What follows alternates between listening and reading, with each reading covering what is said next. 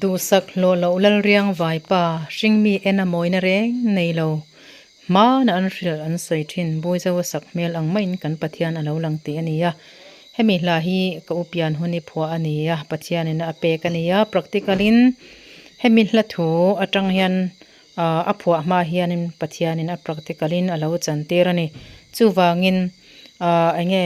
fel natlang mi fela kan ngai le fel kan inti na te tha kan inti na te mangai na kan nei amo kan ti na zong zong kha kan lo nei lo zia kan tlin lo zia hailan na ania chuwang chuan pathian na min lo fia na ani tel bokani min lo ngai thlak sak donya du sak lo lo lal riang vai pa hring mi ena moina reng nei lo ti hlani